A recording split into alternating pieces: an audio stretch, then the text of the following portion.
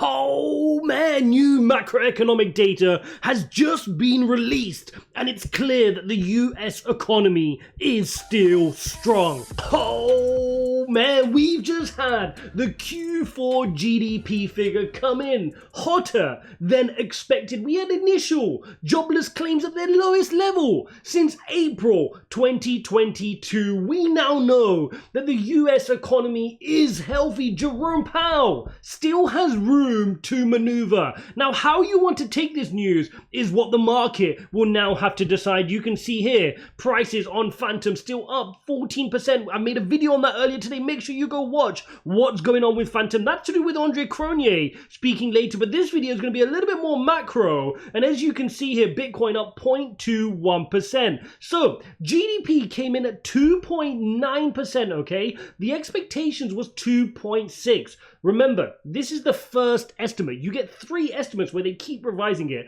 but it's good sign, right? It's a good sign in the longer term because it shows the economy is healthy. We're not in the immediate term being driven into a deep recession. But remember, what did markets price in? Markets were pricing in that Jerome Powell will have to pause to prevent a painful recession. We're going to come on to how that now changes the dynamics. The other piece of data we got was our initial jobless claims. They came in at 186,000 versus the expected 205 and the 192 in the previous week. So this again is showing that the jobless claims are falling, okay? Unemployment is not rising. We're not having more claims of unemployment, which again shows that the labor market is extremely tight. Despite what Jerome Powell's been doing with his rate hikes, the number of 75 basis point rate hikes he did, then the 50 basis point rate hike, we've not seen a dent in this labor market. And that's one of the things he wanted to see. Remember, I said this year was going to be, the focus was going to shift from CPI to the labor market. The market saw CPI come down, but they never saw the labor market soften. And still now we're struggling to see that soften. We had a decent non-farm payroll figure where the actual non-farm payroll figure didn't give us what we wanted, but people were focused on the wage growth, which did come down.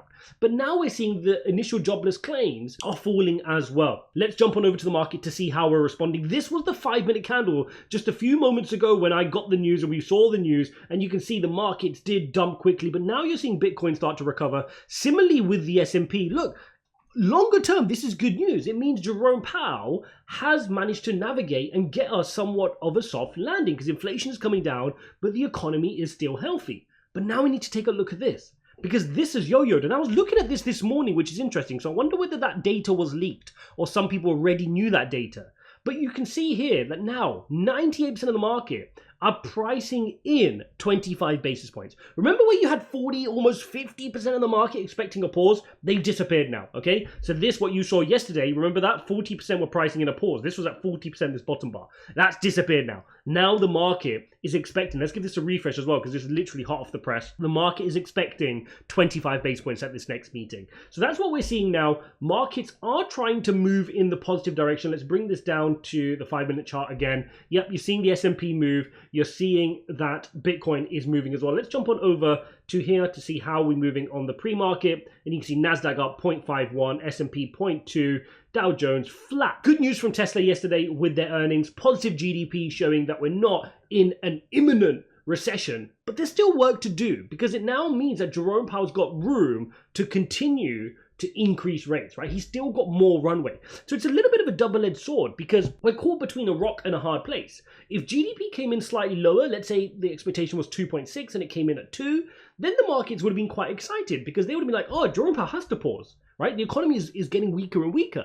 But because it's come in higher than expected, now the market's going to be happy because GDP is positive. But on the other end of the stick, they have to go, yeah, but that means Jerome Powell can do another 25 basis points and maybe another one after that as well. In fact, maybe between now and the meeting, which Jerome Powell's meeting is in the next 5 days on the 1st of February, maybe we could start to see that the market prices in a little bit of a chance of 50 basis points again. And that could be an interesting U-turn because this whole period of time, you had 40% of the market pricing in a pause. You had 60% pricing in 25 basis points, which is where I sat. And now maybe you're going to get a flip-flop where maybe now the market's going, hang on, maybe he's just going to do 50 basis points again. Who's to say he will cut it down to 25 basis points when the economy is still healthy, GDP is still there, unemployment hasn't taken a hit, People aren't becoming jobless overnight because of his rate hikes, and the economy is still strong. Interesting bit of a Goldilocks scenario here where we're kind of damned if we do, damned if we don't. But let's see how markets are responding, and markets are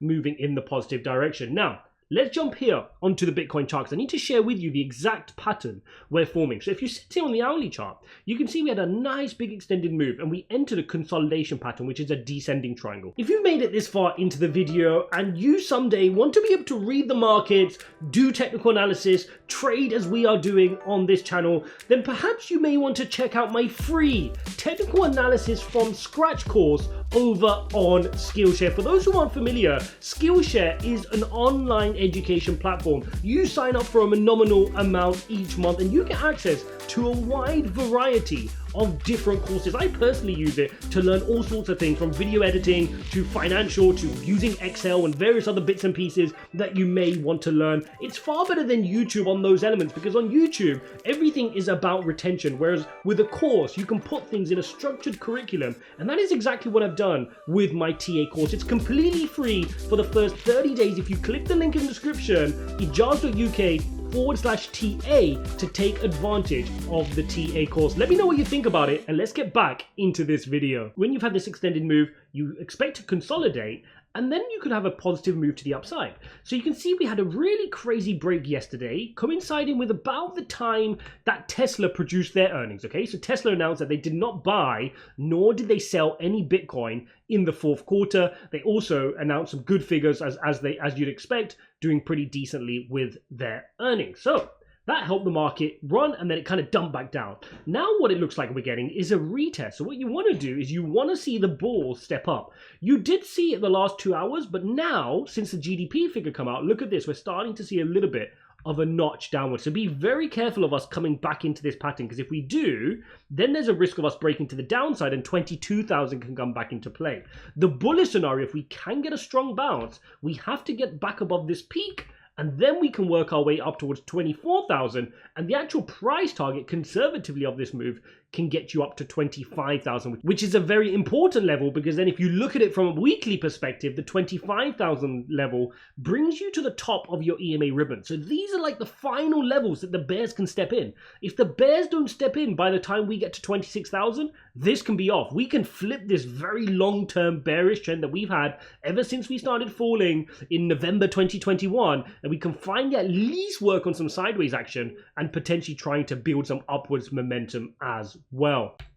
Also worth noting, look at how the dollar index spiked initially on the news. Remember, if the economy is doing better, that could mean that the Fed would have to be hawkish for longer. And that is one of the reasons why the dollar index would then climb, because risk, the slight rotation we started seeing of risk rotating back on, could start to get a little bit nervy and want to rotate back off if we're going to continue to have more rate hikes. Fear and greed index is sitting at 54. Markets are feeling a lot better now, and that makes complete sense when you're sitting close to this 23,000 level mark. Markets are bound to be euphoric, and it feels like a long time ago that we were at that 15,500 level. But guys, please understand, we are not completely out of the woods yet. I know we're enjoying this pump. I know I'm in the market, and I've said that plenty of times. You do not want to be out of this market right now, but don't just assume we're going to rocket to the moon right now. That's not historically how things work. And also, we are still running into resistance. So let's clear this resistance, and then we can change to feeling a lot more positive. But one thing is for sure,